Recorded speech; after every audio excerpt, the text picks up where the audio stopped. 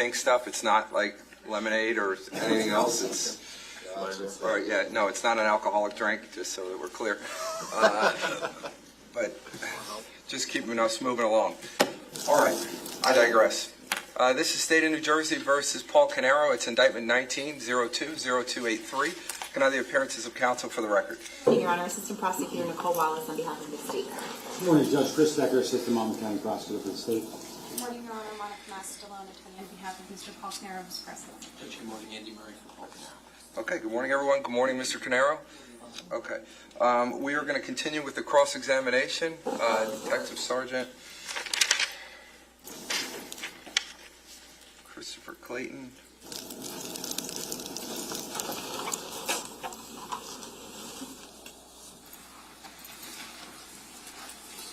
Sir, you're still under oath from yesterday, okay? Sure. All right, you can take a seat. Thank you. Whenever you're ready, Mr. Murray. Thank you, Judge. All right, good morning, sir. Good morning. So, just to recap some of what we heard yesterday, when you're doing the work that you do, you are attempting to match, if you can, cartridge casings to firearms, right? Correct. And bullets to barrels of firearms. Correct. It wouldn't be possible to match a cartridge casing to the barrel of a weapon. No, sir. Because the cartridge casing doesn't go through the barrel. Correct. Only the bullet does. Correct. And that's where the bullet is imprinted with the lands and grooves that are inside of the barrel. The Yes. rifle. Correct, sir. The bullet is obviously it's propelled out of the gun by an explosion, right? By gases, yes, sir. And it's forced through the barrel, and as it encounters that rifling, it begins to rotate. Correct, sir. Okay. And so those marks that the bullet gets are caused by it rotating through the barrel as it's being forced out by an explosion of gas, and begins to rotate because it's encountering that metal rifling. So the marks are being created by the imperfections inside that barrel, the land and groove impression. So, yes, you're right. Okay. So that's, I would imagine that's a higher degree of force that's on that bullet than the amount of force that's on the shell casing as it's ejected from the weapon. It could be. I don't know about the force. Okay. Well, do we know whether the higher forces, if the forces are higher on the bullet in terms of moving through the barrel than they are in the shell casing being ejected from the weapon, do we know if those higher forces could have an impact on the amount of marking impressions that the bullet receives versus the shell casing? Yes. But we do know about that. The pressures could vary. So if you have a higher pressure with the bullet going down the barrel, that could impact the type of marks that it picks up. Yes. Okay. So if I'm understanding this correctly, would a higher pressure, in your estimation, lead to a greater likelihood of more definite impressions? I don't know. It could vary. It could vary. Yes, sir. What I heard you say, I think yesterday, about the Fiocchi ammunition was that it was able to mark better, Correct, sir. and that means it left more definite impressions, Yes, sir. and those more definite impressions were on the bullet. Correct. Okay.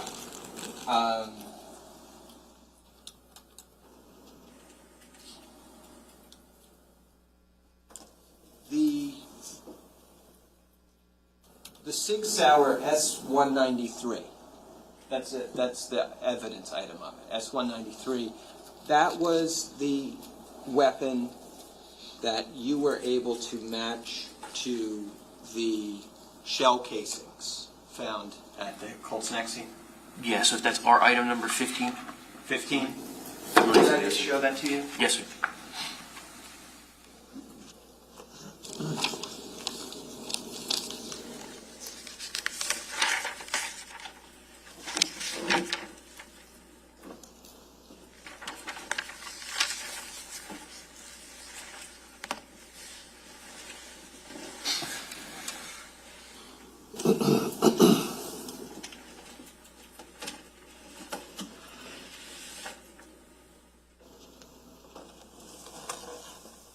I have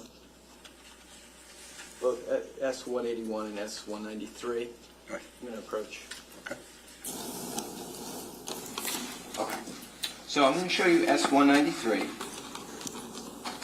And I believe you looked at this yesterday. This is the one with serial number B2333959. Correct, sir. Could you open that for me? Could you take that item out? Okay. Yes, sir. Now, the one that you're holding in your hand now, you want a glove? No, I'm fine. Yeah. The one that you're holding in your hand now, that is the weapon that you matched to the shell casings from the Colt's neck scene. Correct, sir. Okay. Could you hold that up for the jury? Thank you. And then there was another SIG pistol that you looked at, right? Correct, sir. And this was serial number B341027? Yes, sir. Okay. This was eliminated Correct. as far as being the weapon that discharged the shell casings. Correct. Okay. Could you hold that up for the jury? All right. That was the one that had the bore sight in, right? Yes, sir. But that one also has rails on the bottom of the frame, right? Correct. And what could one do with rails like that? You could put an accessory on there, say a flashlight or a laser sight. A laser sight. Now, this weapon, the one that was matched to the shell casings, doesn't have rails, right? I don't know, sir. Okay. No, it doesn't. So it doesn't have that accessory mounting capability that this weapon does, right? Yes.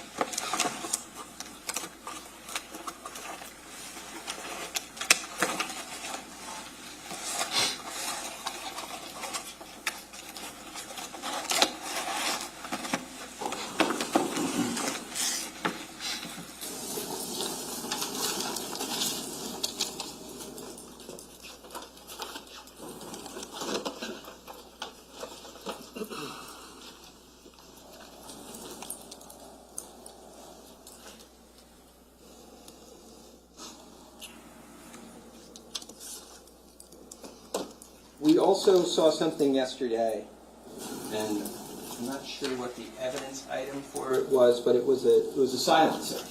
Correct, sir. And that silencer was able to be mounted on that barrel, Yes. right? And the barrel, that was the barrel that fit into either of those SIG pistols that we just saw, right? Correct. Okay, so that barrel could be fit into the SIG pistols, and that silencer could be mounted onto the gun, right? Yes, onto the barrel. Yes, sir. Onto the barrel. And then you fired test shots with that silencer, right? Correct. And I think you determined, based on what I see in your report, that silencer effectively reduced the sound of the gun firing. Correct. Now, I don't think you measured it in like decibels, right? No, sir. But it was obvious to you when you fired the gun with the silencer, it was significantly quieter than without the silencer. Correct. That silencer is also fairly large in diameter. Would you agree with that? Yes, sir. And it kind of, it's round, obviously, it's cylindrical, Correct. and it screws onto the barrel, but it's much wider in diameter than the barrel itself, right? Correct. And it actually sits over the sights of the gun. Yes, sir. So, also, I think we should mention that Fiocchi ammunition is subsonic ammunition. Correct. And what does subsonic mean? So subsonic means that type of ammunition goes under the speed of sound, how it travels. And when a bullet goes over the speed of sound, what does that change about the sound that the bullet makes? You'll hear a crack. It goes over that beat per second or that sound. Right. So you actually hear it breaking the sound barrier. Right. But these bullets don't travel fast enough to do that. Correct. So, subsonic ammunition, also used in conjunction with a silencer, would lead to a significantly quieter sound when the gun is fired versus, regular ammunition without a silencer. Correct. Okay.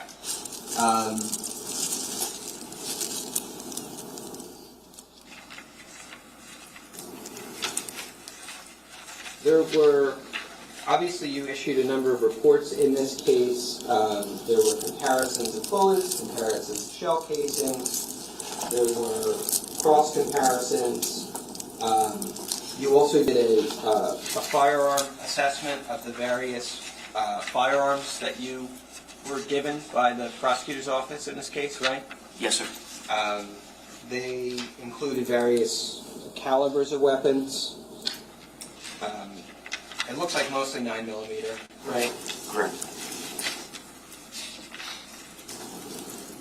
In your report dated February 4th, 2019, it's a two-page report, S353. You examined also a .45 caliber 1911 type semi-automatic pistol. Correct. You said manufacturer unknown. Correct. You said it was consistent with an 80% pistol frame kit. Correct. Meaning and it was operable, right? Correct, sir. It could be, it fired a bullet. Yes. Okay.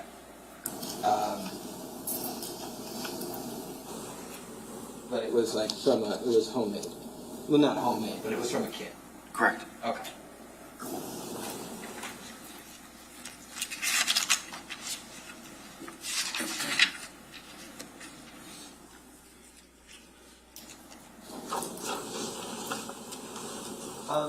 I just want to ask some questions about the actual examination process, because I think yesterday one of the things you said is, to the best of your ability, you want to make sure that you avoid mistakes going out of your lab, right? Correct. What we saw yesterday in the comparison slides were pictures taken from under your comparison microscope, and there was a dividing line between various bullets and various shell casings that you compare, right? Correct. And all of these were the purpose of them was to demonstrate points of comparison between the two objects, right? Points of agreement, yes, sir. Points of agreement. Just so I understand, none of these slides that we saw yesterday, none of them were for the purpose of showing points of disagreement, right? Correct. All of these are just examples of where you have concluded these two objects agree. Correct. Okay. Some of these, now these points of comparison come from different parts of the shell casing, right? Correct. They can come, you mentioned the breech face yesterday, right? And the Yes. firing pin. Correct. And then there's ejector marks as well. Extractor mark. Extractor marks, I'm sorry. And all those are places where you could get potentially an impression from which you could derive a point of agreement. Correct. And what is, like, when you're looking at this, we're seeing grooves essentially cut into metal, right? For the bullet, yes, sir. Okay. Or we might see in a shell casing something like an impression from the firing pin. An right? press mark, yes, sir.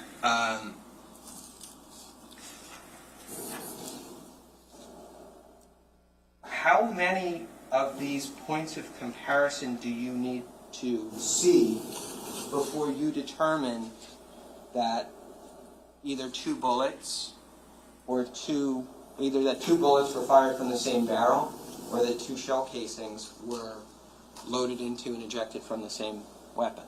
We don't use points of agreement, sir. You don't use points of agreement? No, sir. Okay. So basically, you look at the bullet or the shell casing and decide whether you think that it matches enough? Yes, so there's enough sufficient agreement there. Enough sufficient agreement. Correct, sir. But it's not, so it doesn't sound to me like there's a number of areas on the bullet or the casing that need to agree? No, sir. And it doesn't sound like there's in the area of agreement that there's any metric for the way it needs to agree in order for it to be a comparison? No. And it sounds like then it's kind of just your judgment call about it. Well, yes, it's my judgment call based on my training and experience. But again, it also has to meet those 2 points to make an identification or a same source conclusion, which would be when you're looking at those two patterns, that's consistent with tool marks that I would expect to see from tools that were produced by the same tool. It's consistent with. And it also exceeds the agreement, meaning that I wouldn't expect to see that type of agreement from 2 bullets or 2 cartridge cases that were fired in 2 different firearms. Okay.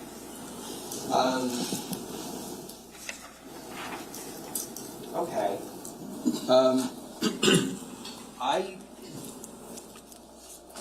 It also appears that this comparison in agreement that is based on your experience, there's no corresponding measurement in terms of the depth of these impressions that you determine to agree, or the width of these impressions that you determine to agree? No, we don't take those measurements, sir. Okay. Would you agree with me that you could make those measurements? No, we don't have that capability in our lab, that type of equipment to take those measurements of the depth. No, sir. No. No. I mean, but this is the state police's lab. Correct. Okay. And then there was something that was included in the case report, something from IBIS tracks. So that would be Niven, sir. Okay. And that's where this is the database. Yes. This is the database that shell casings and perhaps bullets are input into to see if they can be a match to any national unsolved crime, something like that. Correct. So not the bullet, the cartridge casing. Cartridge casing. And then, so on these IBIS tracks, what we're looking at then is it would still have to be the result of a test fire, right? Correct. And the test fire would produce certain impressions on the cartridge casing. Correct. Either the breech face or the firing pin impression. And then those impressions would be input into Niven. Correct. And those impressions would be used to see if they were similar in character to other casings that had been collected in unsolved crimes. Correct. Okay. One thing that I noticed about these is that it appears that there's measurements of the impressions I don't know, on the sir. weapon. I'll show you. Sure.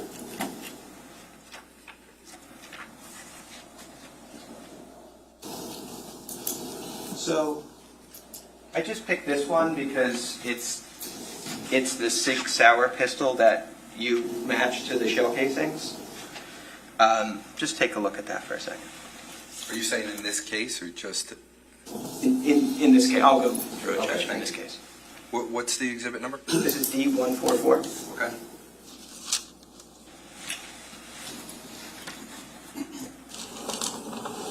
So this was one of the test shells from one of the firearms that was test fired. Yeah, I think if you flip the page, you'll see which one it is. Yes, sir. Okay. So this is the Sig Sauer pistol that you matched to the shell casings that were found in Colt's Neck in this case, right? Correct. Okay. And then on this page, we see what's input is a shell casing fired from that Sig Sauer pistol, right? Yes, sir. Okay.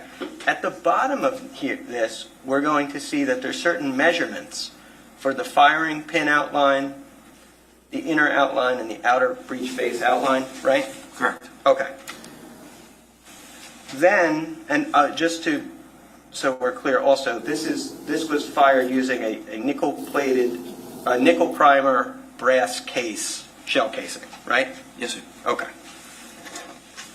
Then that same weapon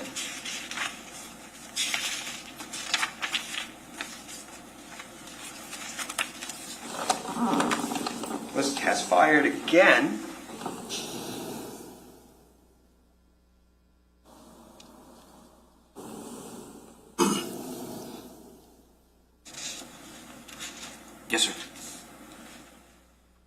using a shell casing with a nickel primer and a brass case, right? It's a different shell, sir. So that's T4. That's T2. Right. Case, nickel primer, brass case. Right. So they're both nickel primer brass case, right? Yes. Okay. And again, we have measurements of the impressions left by the weapon on the shell casing, right? Well, no, they're not measuring the impressions. They're measuring the outline of the firing pin, and they're measuring the breech face. They're not measuring the individual characteristics, the actual breech face marks, sir. This is firing pin outline, .0082. Yes, sir. So it's measuring the impression. They're just measuring the firing pin impression. That's it. They're not taking measurements of the actual individual characteristics of the breech face or the individual characteristics of the imperfections on the tip of the firing pin. They're not taking those measurements, sir. But they're able to take these measurements down to .082 inches, right? Yes. And they're able to take these measurements down to .077 inches, Correct, sir. right? So I guess my question is, if this thing can do this, if this IBIS Trax or Nibbin can do this, Correct. then this is in your lab, right? Yes. Okay. And doesn't this imply that there is an ability to take measurements of the actual impression on the weapon? No, or the impression on the shell casing? They're not taking the impression of those individual characteristics, those imperfections. It's measuring either the breech face or just the firing pin. That's all it's measuring. It's not measuring the individual characteristics that I use to make a comparison. Right. But if it can take these measurements, can it look at the shell casing itself? I mean, these are impressions on the shell casing, right? Right, it's not looking at those individual characteristics, those imperfections from the breech face or the imperfections from the tip of the firing pin. Right. It's only measuring the breech face. It's only measuring the firing pin impression. Right, but, okay. I guess my question is, this thing can take these kind of precise measurements, right? No, it's measuring, again, it's measuring the breech face, right, Yeah. that primer, and it's measuring just the firing pin impression. It's not measuring those individual characteristics that I would use to either make an identification or an elimination. This thing is called an IBIS Trax HD3D match point, right? Yes, sir. This is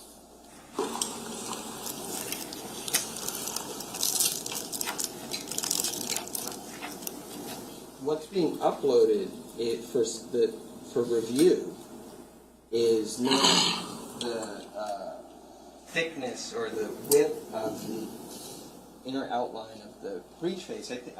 My understanding was this is being uploaded because it's going to be relevant for comparison to other shell casings and unsolved crimes. Correct. Okay. So when this gets uploaded, have you used this before in your own investigations? As far as NIBIN, sir? Yeah. Yes, the unit uses NIBIN to Okay. link potential cases together. Okay.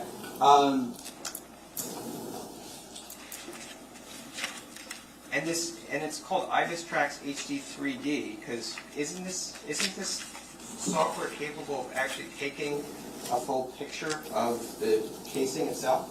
Yes, sir. And it can do a 3D image of the casing, can it? Correct. And then that 3D image can be basically put into 2 dimensions. Correct. And then the examiner can look at the entire casing in one screen, so that you don't have to rotate the surface to see what's on the casing. We wouldn't rotate this. You're just getting an image of the breech face of the head portion of the cartridge case. You're not doing any type of rotating like a bullet. Right. No, I'm saying it on the, if there was like an extractor mark or something like that, this software can actually turn that 3-dimensional object into a 2-dimensional picture. Correct. Okay. And then it can, then it can measure certain impressions on the image, correct? No, it doesn't measure the images. I'm kind of confused what you're asking. Yeah, okay. I know you don't take measurements. Correct. Right. I'm not saying you take measurements. I'm saying that the software is capable of doing it. Of taking measures of what, sir? Of the impressions, of the tool mark impressions. No, it actually doesn't take measurements of the actual tool mark impressions.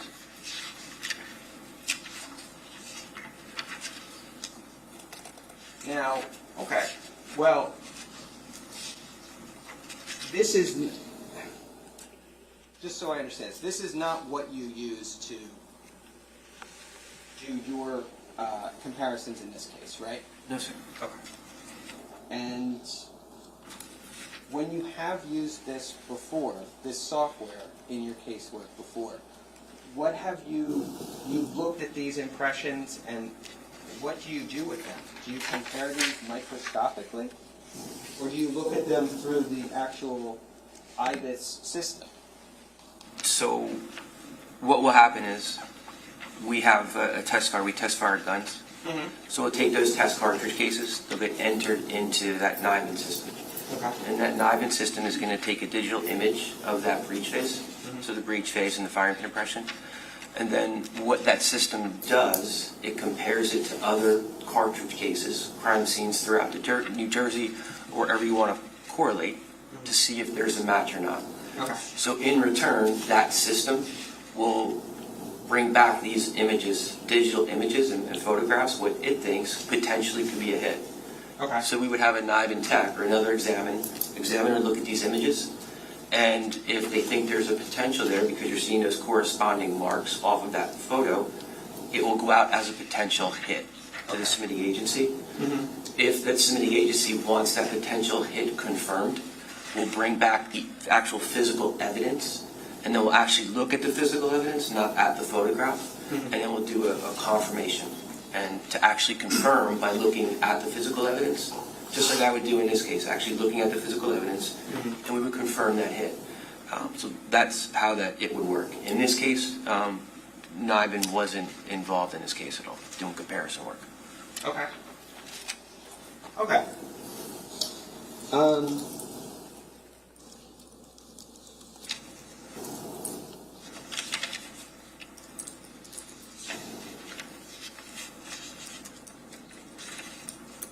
Okay, I think I understand. So,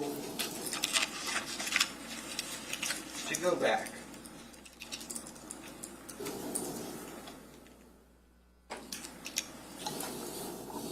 what you did then was test fire the weapon, and you took when you test fired it, you shot it into a water tank, you said? Yes, sir. And then the water tank, I guess that's so that you can retrieve the bullet? Correct. Okay. And you test fired it, I think, I don't know if you said this yesterday, I think you had 12 test fires for the SIG pistol, the B233 pistol? Yes, there were numerous test fires. Okay. And there was also several test fires you did for the other SIG pistol. I think that it was like 3 test fires for that pistol. That sounds about right, sir, yes. Okay. And the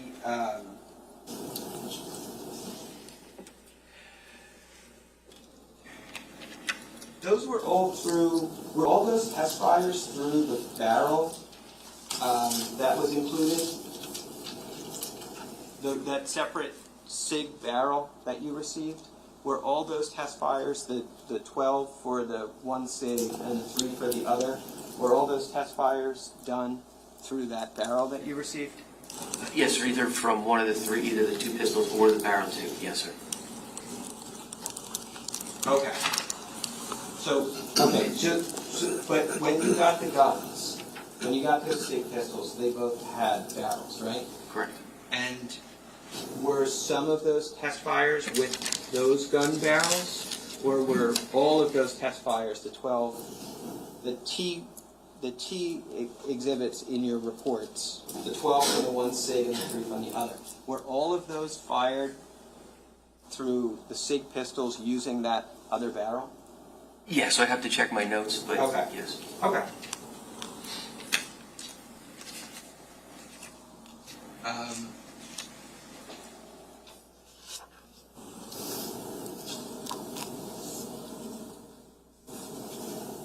So, is there any particular reason why, when it came to the SIG pistol that you identified as a match to those shell casings, was there any particular reason why you shot the 12 test shots for that particular weapon?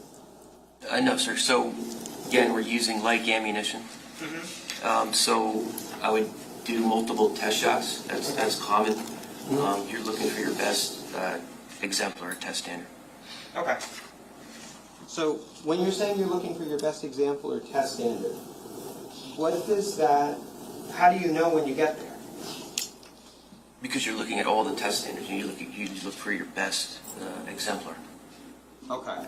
So does that mean that the test standards can look different, Yes. even though they're fired by the same weapon Yes, sir. at the same time Correct. in a like a controlled setting, Yes. and then the bullet goes into a tank of water, right? Correct. The purpose of that tank of water, I guess, is so that it slows down the bullet, Yes, sir. and then it stops the bullet from, like if I fired a gun and I shot something, if I shot the ground, the bullet could like deform when it hit the ground. You get deform, you can get land impressions that get wiped, they wipe out the tool marks. Okay. Yes. But the water, I guess, the idea with the water is it stops that from happening? Correct. Okay. And then, but even if you're firing those test shots under the same conditions, through the same weapon and the same barrel, it sounds like you're going to get different results. No. Not different results. But you're comparing one, you want to see the tool marks that are repeating. Those repeating marks from one to the next. Yeah. And then as you do that, you could look at your exemplars, and then you could say, that, okay, this one marked, this is your best exemplar. Or that you liked how this one marked the best, it left the best marks on there. Okay. So you would use that exemplar. So they don't all look, I guess the thing I'm trying to understand is it sounds like you're saying that when you're doing these test fires, you're firing the bullets under the same conditions, same barrel, same gun, into the water tank, but they're leaving, the impressions being left on them are not identical. They might not be identical, no, sir. Okay.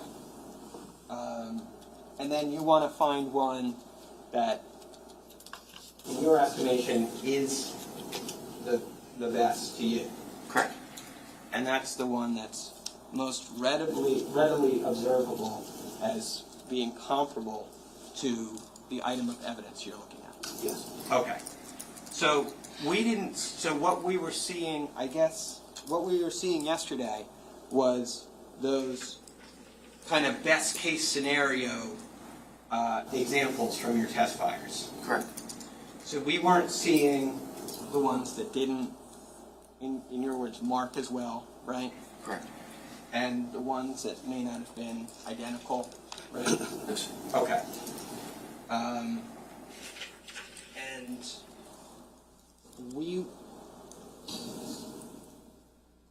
can there be, if you're looking at a shell casing, can there be areas of agreement and disagreement? No, I wouldn't expect to see that. If I would expect to see an area of disagreement and an area of agreement, I want to know why. Okay. Okay. So then there were 12. It was what was necessary in this case, though. It seems like was that you had to fire that SIG pistol that you matched to the shell casings. You had to fire that weapon 12 times. 12 times, but it was also too because I was test firing it with that silencer as well. Yeah. And how many test shots were with the silencer? I'd have to go back to the notes, but I think there was maybe at least two. Okay. One. Okay.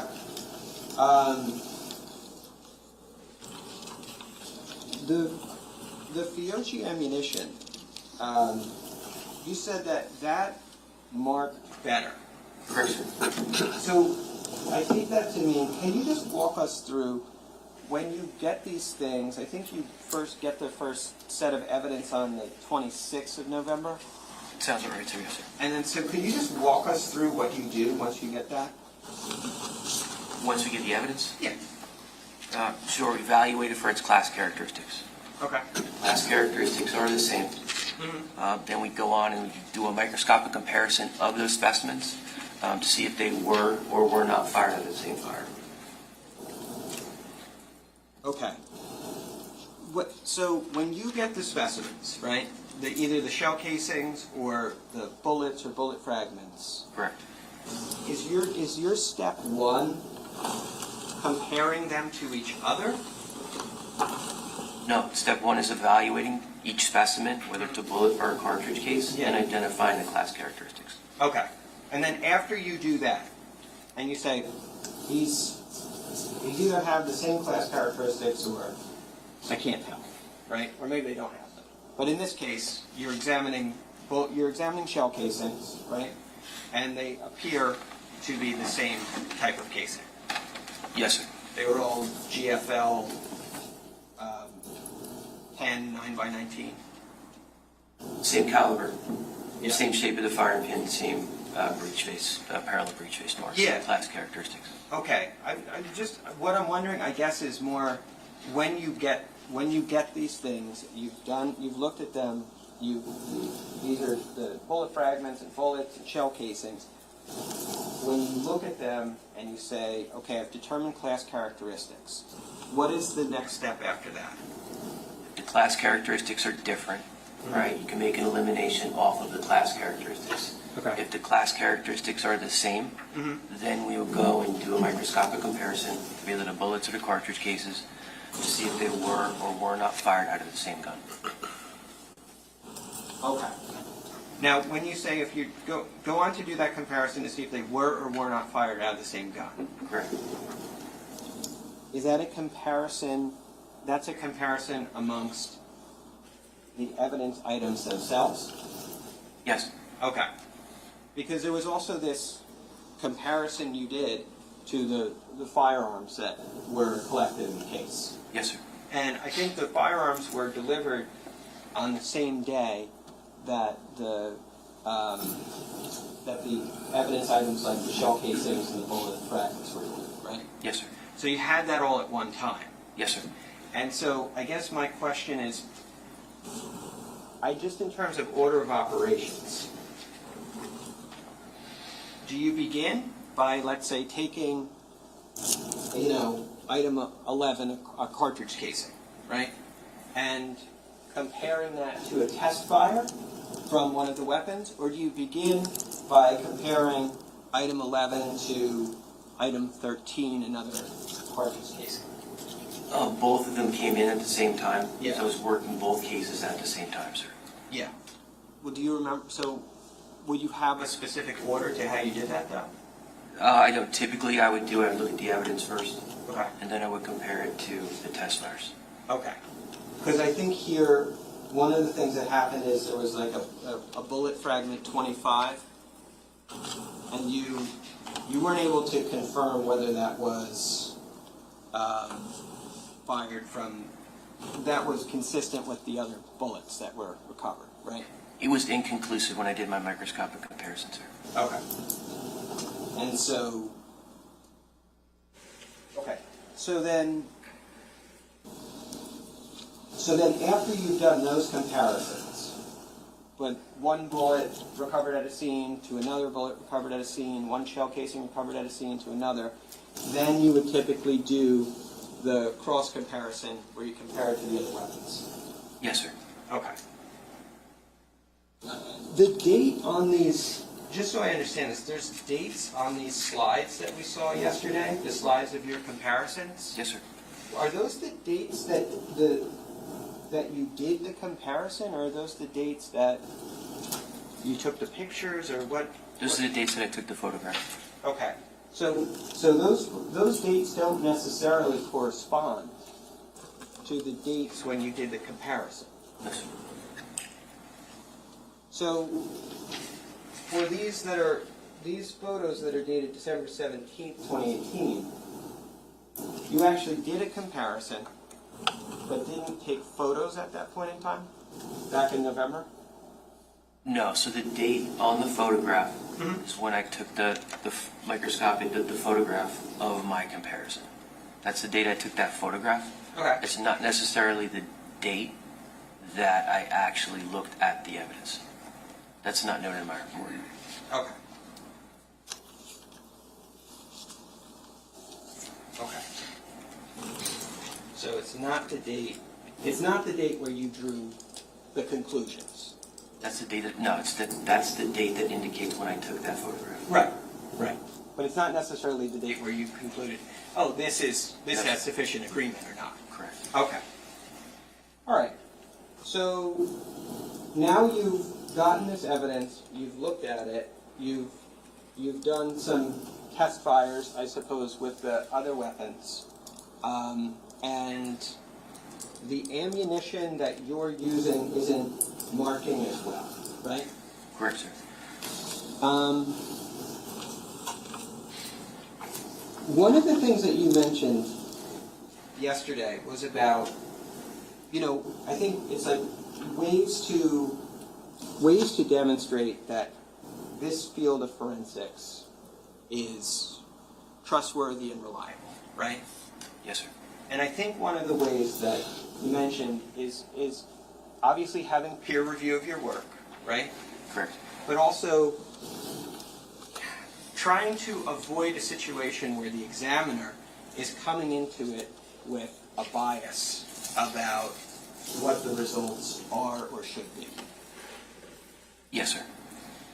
And is one way to eliminate that potential bias that you mentioned briefly yesterday would be not informing the examiner about, all the details of the case, right? Well, not necessarily the details of the case, but the results of my conclusions. So when I do a peer review, But you're the examiner, right? yes. Okay. Okay. So go ahead. What were you going to say? No, you're asking me about the peer review process. Right. Well, no. So- I'm asking you. I'm not really asking you that. I'm asking you more.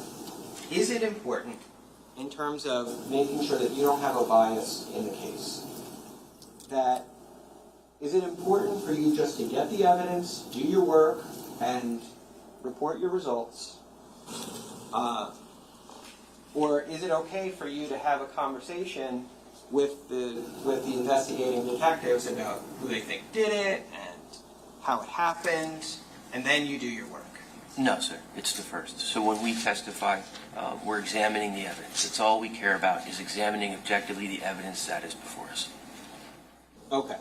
So then the idea would be we don't want you to have this extraneous information. We want your results to be based on your review of the evidence and your work.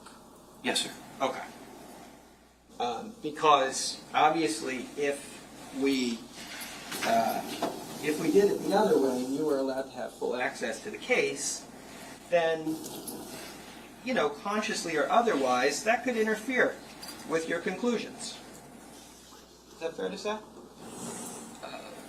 Potentially. Okay.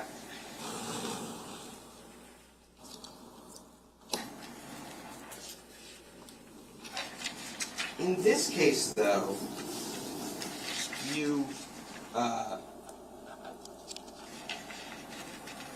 notice that the test fires weren't marking as well. Correct. But I guess the question would be, as well as what?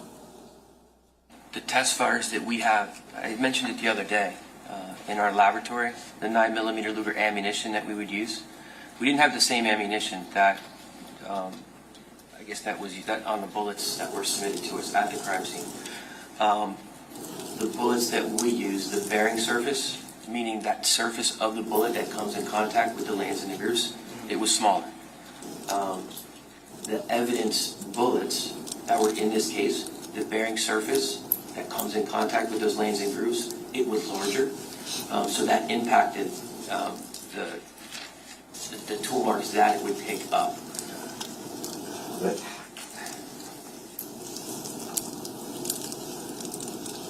But then, even when, so I guess I have some questions about that, but even when you got the Fiocchi ammunition, even some of those were not marking as well as others, right? Correct. That's why you had to shoot those 12 test shots with the gun that you ended up matching, right? Well, again, the 12 test shots were not just from, it was also with that silencer on and with that silencer off. Sure. I think you said 2 with the silencer, right? But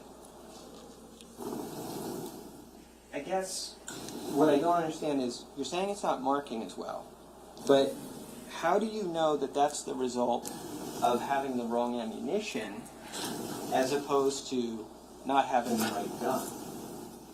No, the imperfections inside the barrel are the imperfections that are inside the barrel. The ammunition, the reason why you want to shoot like ammunition is because ammunition can mark differently. It depends on the type of propellant, it depends on the weight of the bullet, it depends on the shape of the bullet, the bearing surface like we're talking about. The ammunition that, the Fiocchi ammunition, we didn't have that in our laboratory. Typically the 9mm Luger ammunition we have, 114, 124 grain bullet. This ammunition, the weight of that bullet, it's a heavier bullet. It's about 158 grain bullet. We don't have that. It has a larger, again, that larger bearing surface. The best way I can explain this is that if you go outside to the parking lot and that concrete parking lot, it's rough, right? Those are those imperfections that would be inside the barrel. If you take your hand and press it on that concrete and scrape it, you're going to get those striated marks, right? If I take my hand again and put more pressure on there, more pressure on that concrete and press harder, it's the same mark, same imperfections. They're just going to mark differently. One's heavier marks, one's a lighter mark. And it's the same idea with using different ammunition. The tool marks, the imperfections inside that barrel are the same, but depending on the type of ammunition, whether it can mark harder or softer, that's where you get that varying degree of variation when you're looking at those comparisons. But the tool marks inside that barrel are the same. It all depends on just how that ammunition comes in contact with those markings. But even with the same ammunition, this is what I don't understand. Even with the same ammunition, the degree to which the weapon left those markings changed, right? Even with the same ammunition, it was different from test fire to test fire. No, but it's not that different. The variable's not that different. The markings are still the same, but you're taking multiple shots. So, for example, I wouldn't just go into, when I was taking those additional shots, I wasn't just taking one shot at a time. I would take multiple shots at the same time, put them in the water tank, and here's my test standards. And I would use those test standards, and then I would compare those test standards to see how those marks are repeating. And then I would just take my best exemplar from that group of test standards, those additional test standards that I took. Right. And then I would use my best exemplar, and then would compare them to the other bullets that were at the crime scene.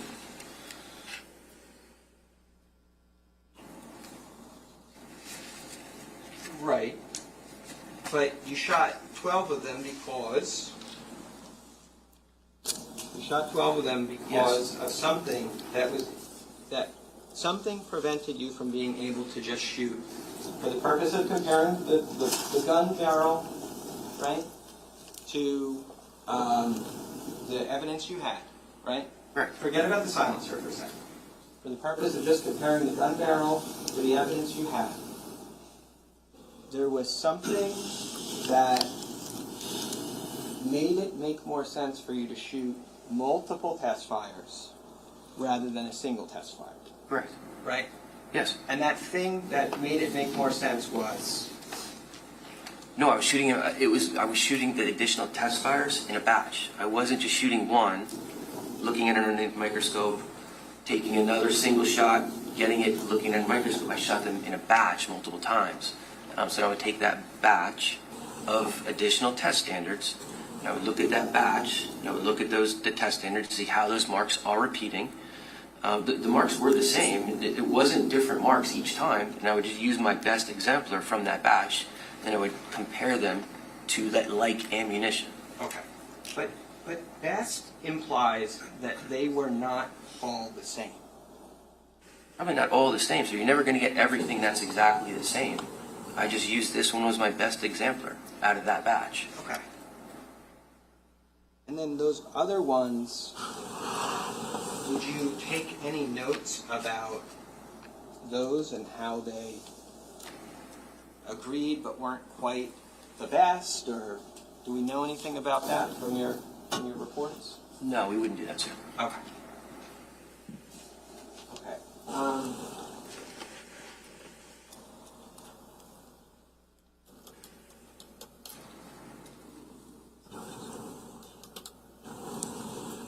So,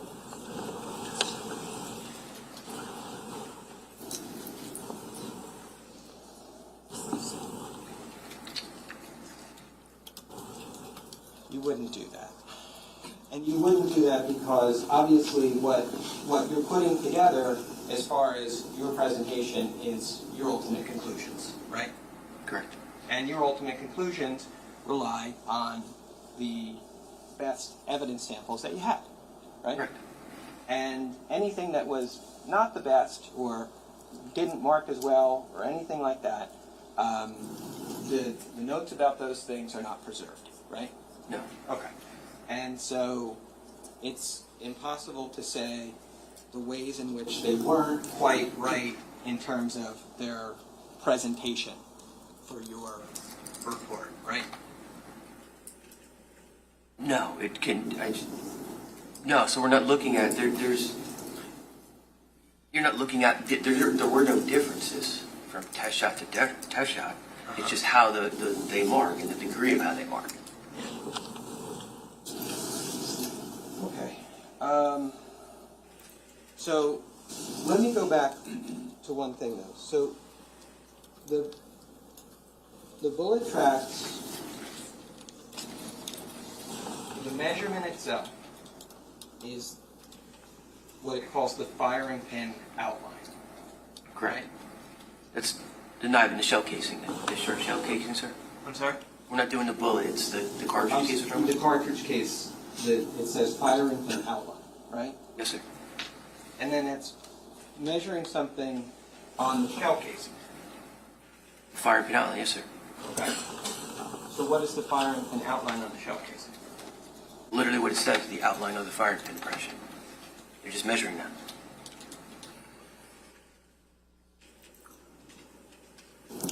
The outline left by the firing pin. Yes. So if you have a firing Can I see pin, right? counsel for a second, please?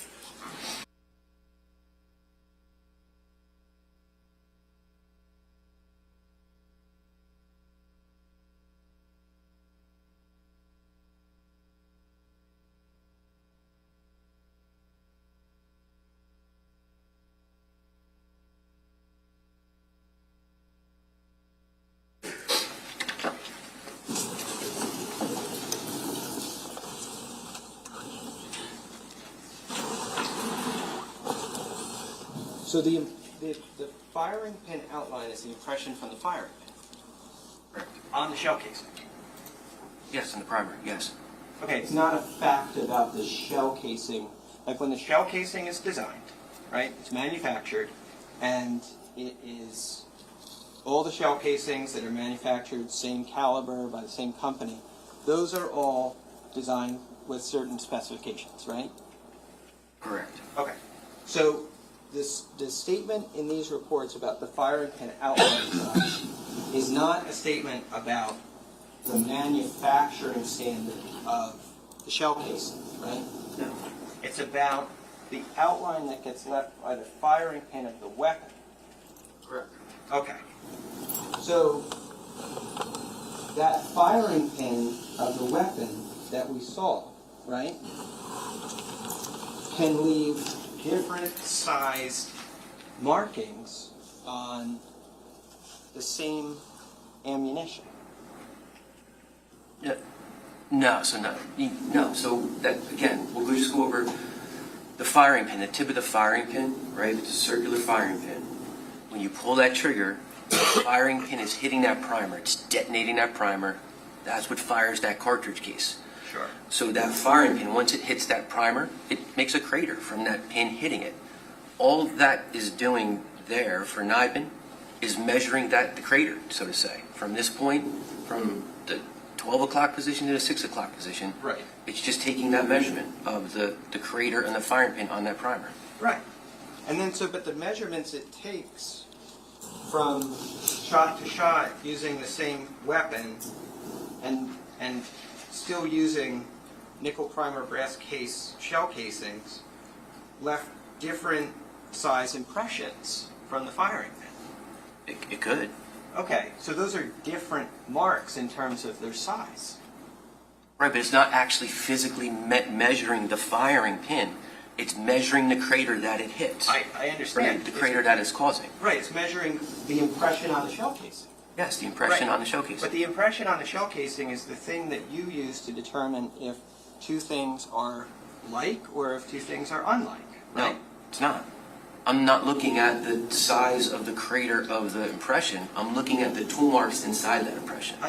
I understand what you're saying, but what I'm saying is, do you agree that the same tool, right, fired at relatively the same time,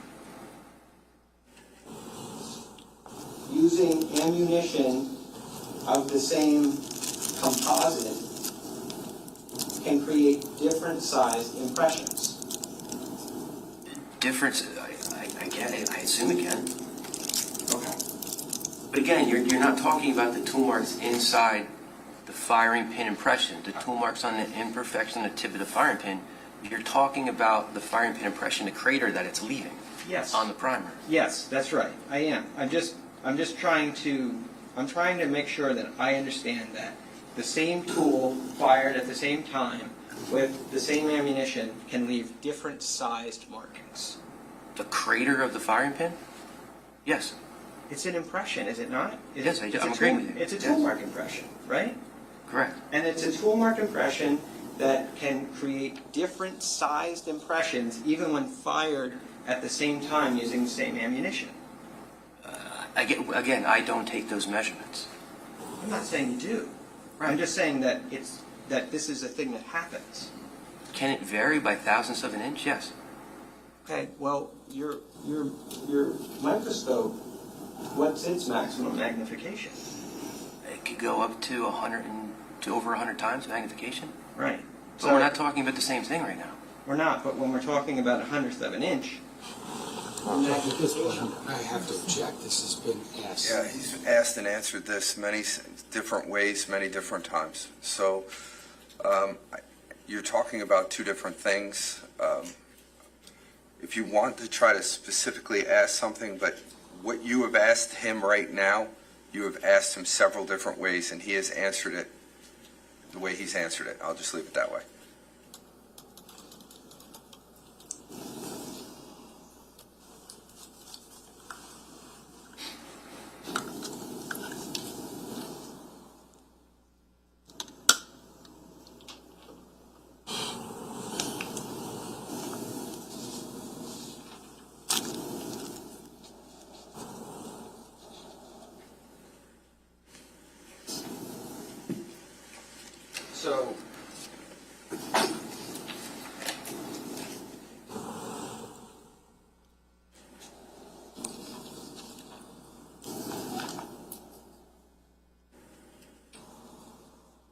requested the ammunition, the Fiocchi ammunition, right?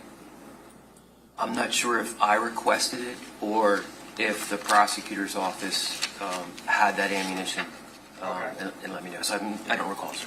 Okay.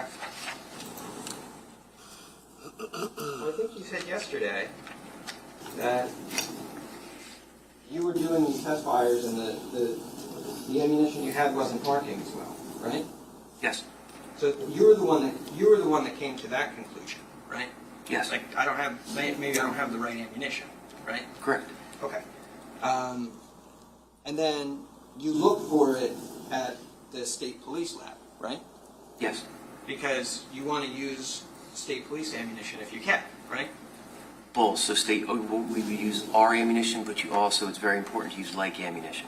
Yes, sir. Right, but one of the things you said yesterday was that you don't really like taking ammunition from outside sources. Correct. Because you don't know where it's been. Sure. And you don't know if it could be damaged or something like that. So it's better to use the ammunition that you have at the armory if you can, right? Yes, ideally, yes, sir. Okay. And typically, you said you don't like accepting outside ammunition, right? Yes, sir. Unless there was a reason for you to believe that it was reliable and useful, right? Correct. Okay. This property receipt that you saw yesterday, S-351, it says that the ammunition was requested by you for further testing. Yes, sir. Okay. Does that sound accurate? If that's what's in my notes, yes, that's accurate then. Okay. How did you know that the prosecutor's office had that ammunition? I don't know, sir. You don't know. Because I could have asked it, could have requested it from there, because again, it's best to use like ammunition. But, I mean, in your typical shooting, there's not going to be a box of ammunition lying around at the crime scene, right? I don't know, sir. Well, is it typical in your casework that you receive a box of ammunition? No, sir. Okay. So how did you know that the prosecutor's office had this? I didn't know if they had it or not. You just asked them, hey, if you happen to have a box of Fiocchi ammunition, can you send it my way? No, it would be along the lines of the ammunition that we have. We don't have this type of ammunition. That's not unique, common ammunition. That Fiocchi ammunition that you have in your hand right there. Sure. But you requested it from the prosecutor's office.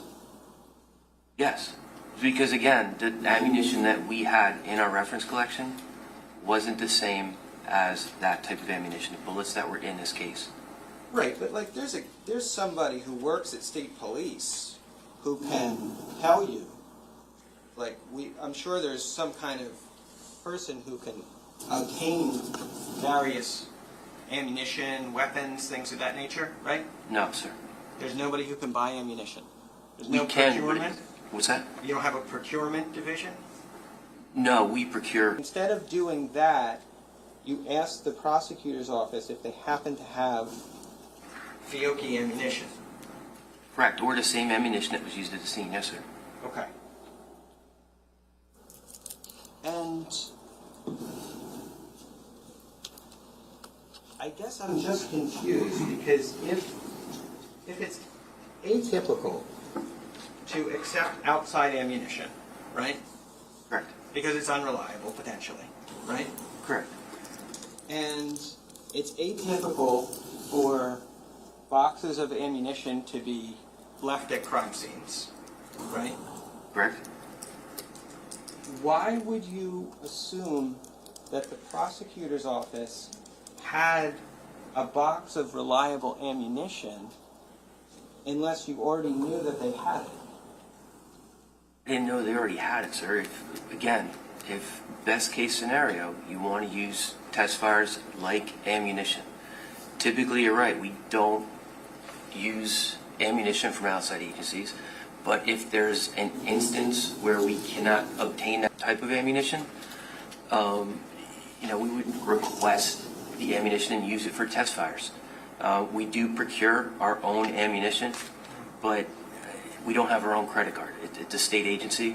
For us to get any type of ammunition, it's a process. I don't know where you would actually even find that ammunition from a local store. So for exigent circumstances or under certain circumstances, we would ask if the agency had the ammunition. We would test fire it to make so we're using like ammunition.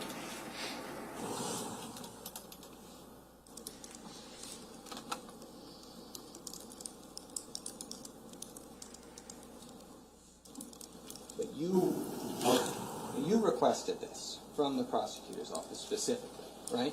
Yes, sir. And that's why it's on that property receipt. Yes. Okay.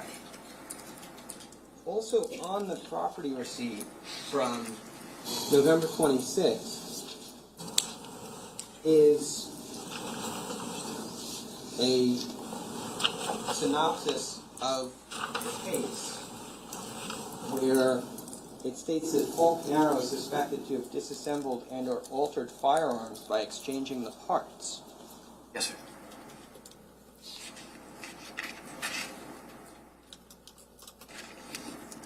That statement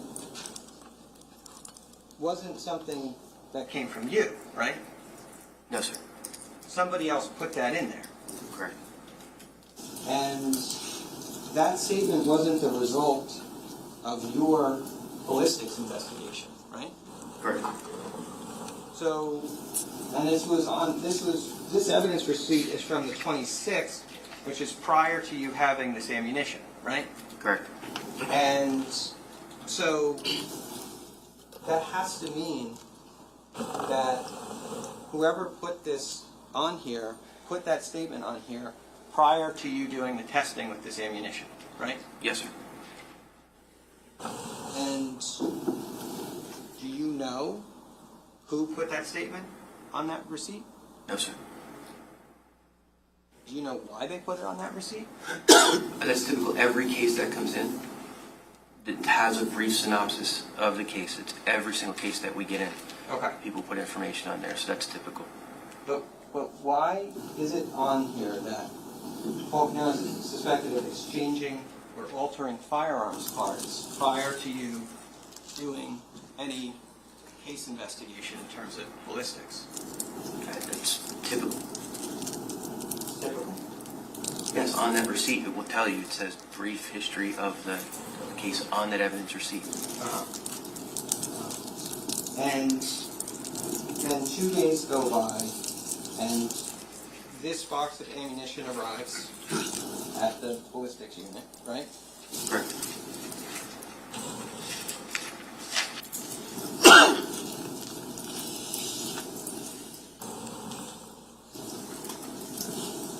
Did you receive, and then all the test fires that we saw as far as the comparisons were fired by, were fired using the Fiocchi ammunition? Correct, sir. Okay, so none of the slides from yesterday that we saw used anything other than Fiocchi. They might have. Again, I'd have to check the notes, but I originally shot our own ammunition from all those firearms. Yeah. And then I would take additional shots with the Fiocchi ammunition. But the Fiocchi was the best, Yes. because the original ammunition was not as good. Correct, for the bullets, yes. Okay. And so then all these bullet shots that we see from, the photos are from December 17, 2018. These are actually all comparisons, like one bullet to the other. And the ones dated November 28, 2018. You're not sure whether those are Fiocchi or whether those are the test bullets that you had originally? Bullets are the Fiocchi ammunition, sir. Okay, all the bullets are the Fiocchi ammunition. Okay, got it. To get the bullets, you have to fire the entire cartridge, right? Correct. You can't extract the bullet without firing. Correct. Okay. And then there were 15 test shots between the Sig pistol that with the rails on it and the Sig pistol without the rails, right? It sounds about right, sir. Okay. This was the only box of Fiocchi ammunition you received? Correct. Okay. And then there's only 12 bullets, it looks like, missing from this. 12 bullets missing, sir. What I'm just showing this to you. You see the empty spaces? Correct, sir. Looks like there's... There's 12. Okay. For the record, that is This is item 21, which is S195. okay. 12 missing from this, Correct, sir. which is the only Fiocchi ammunition that you got from the prosecutor's office. Yes, it's the only box ammunition from the prosecutor's office. Okay. But there were 15 test shots between the two Sig pistols. Right, but again, that's using additional ammunition from our lab as well.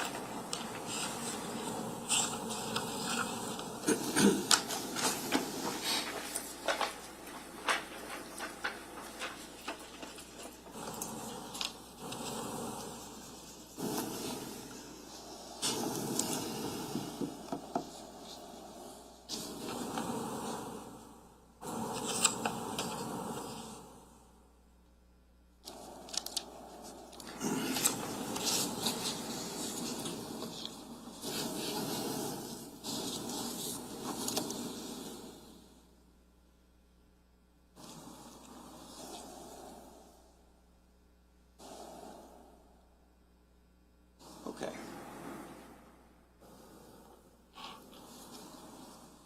The guns that were recovered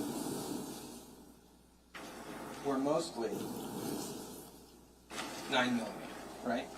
Correct.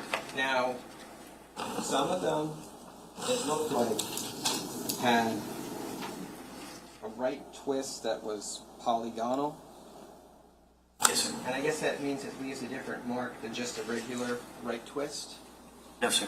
It's a different barrel. Barrel rifling, so it's cut rifling, which you literally cut the grooves in there, as opposed to polygonal type rifling, where it's metal displacement, where you're not getting those cuts in there. So it's different rifling characteristics. So just, again, those are class characteristics. Cut rifling, the poly rifling, it's different. They're two different barrels. Right, but don't they produce, maybe they don't, I don't know. Do they produce the same impressions? Does polygonal rifling produce the same impressions on a bullet as traditional rifling? No, so the rifling would be different. Again, it's cut, would be your traditional cut rifling, and you get defined shoulders. Where if it's polygonal type rifling, it's metal displacement when they're cutting the lands and the grooves. The lands and the grooves would be the same, whether it's 6, 7, whatever, or the direction twist would be the same. It's just how the rifling is cut, so it leaves different type rifling. It's not cut, it's poly. So just so I understand, that would mean that you'd have to look at it microscopically to know if it was, if there were differences from which you could identify it as unique to that firearm. no, sir. So the difference between cut and poly rifling on the bullet, you can tell. You don't have to do a microscopic comparison. You can just look on the regular stereoscope, and the rifling is different. Okay, that's what I'm asking. correct. So basically, the polygonal rifling produces something that is different in kind from the regular rifling, such that you don't have to do microscopic comparison to see the difference. Correct, sir. Okay. But there was still 2 9mm Luger pistols, right? Correct. And both had a right twist. Correct. And there was a 9mm Walter pistol Correct. that had a right twist. Correct. Right? And obviously, in the absence of knowing anything further, any one of those weapons could have fired the cartridges in the case, right? No, not the Walther, sir. Because you eliminated the Walter. Correct. And you eliminated the Walter based on, it looks like a comparison to specimen 25? No, 25 would, yes, because the landing groove impressions, the width was different. And Except the class elimination. The 25 was a bullet fragment, right? Correct, sir. And 25 you had compared to other bullets in the case. You had compared it to 11, 12, 17, 20, and 26. Yes, sir. But 25, as compared to those, was inconclusive, right? Yes, sir. You couldn't determine whether 25 was fired by the same weapon as those other ones or not. Yes, sir. But you knew that those other ones, those 5 other ones, were all fired by the same weapon. Correct. So 25, we're not sure about. When we get to the point of looking at it microscopically compared to these other weapons, right? It's inconclusive, yes, sir. Okay. But then 25 is the one that you used to eliminate the Walter, Correct. not one of these other bullets that you had identified as actually being like in kind to the others collected. Correct. So, but because 25 can't be compared to the others conclusively, the Walter at that point, we can't make a statement about whether the Walter, just using that information, could or could not match those like in kind bullets. I'm sorry, just repeat that again. You use 25 to Right. eliminate the Walter, right? Yes, based off of class characteristics, yes. But 25 was inconclusive as to the being like or unlike from the other It bullets, was inconclusive to the other bullets, which you correct. matched to each other, right? Correct.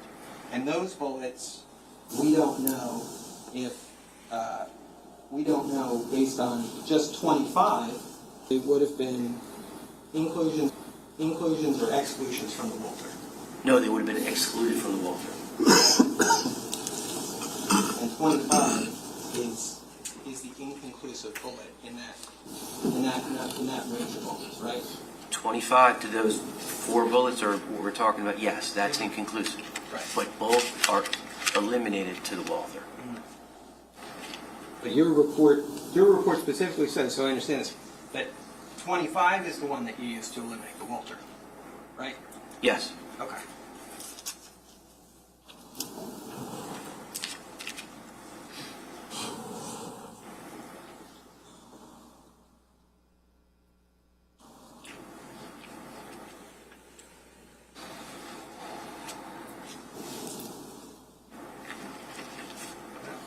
All right. Thank you. Welcome, sir. Redirect. Yeah. Sergeant Clayton, I don't think I heard it yesterday, I don't think I heard it today. But just to be clear, you never testified that the silencer was actually used in this case, correct? Correct, sir. Did you actually identify marks on the silencer? Yes, sir. Based upon test firing bullets through the silencer?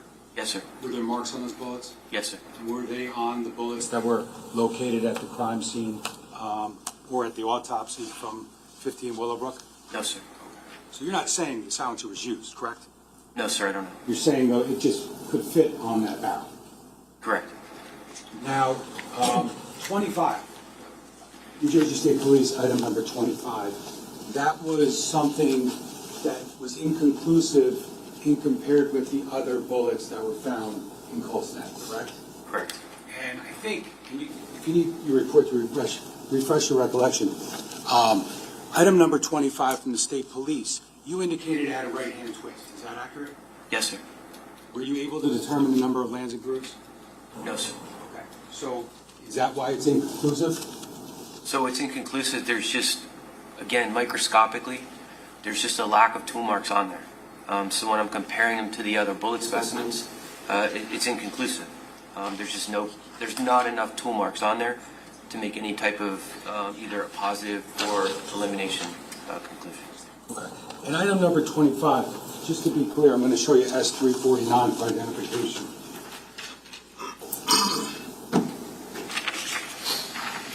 Item number 25, where does that come from? Oh, just figure I left my glasses in the car. But yeah, this is a bullet fragment removed from the head of Jennifer Caneiro at autopsy. So that's a fragment, correct? Correct, sir. Now, I just want to be clear. Did you say Fiocchi, the Fiocchi ammunition that you used with the GFL 10 9x19 head stamp, did you say that was common or less common? It's a less common, sir. Okay. But that ammunition that we're talking about that you were ultimately provided by the prosecutor's office, that came from ultimately the basement of 27 Tilton Drive in Ocean Township, right? I believe so. It says it on that packet, sir. Yes, sir. Now, you're relying on information you're provided. Is that accurate? Yes, sir. With that Fiocchi less common ammunition with that same head stamp, GFL 10 9x19, is also the same cartridge cases that are found at 15 Willowbrook in Colts Neck, correct? I believe so. Yes, sir.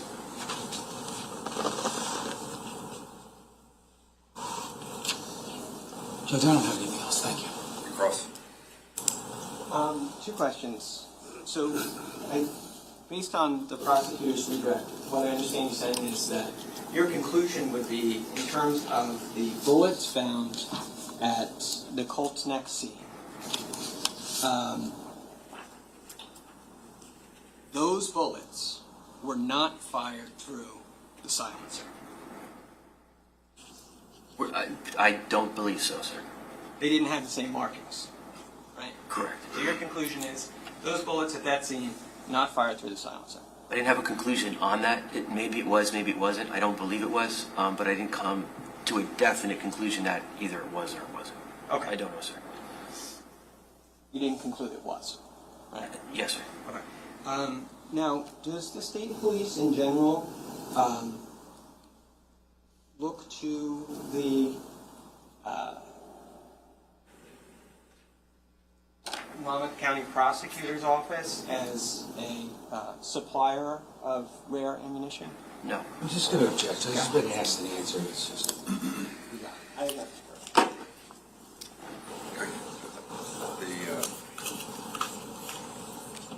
The question is being withdrawn, I assume then.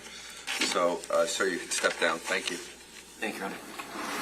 Ladies and gentlemen, we'll take our mid-morning break. Before we start our next witness, we'll start back up at about 10:20.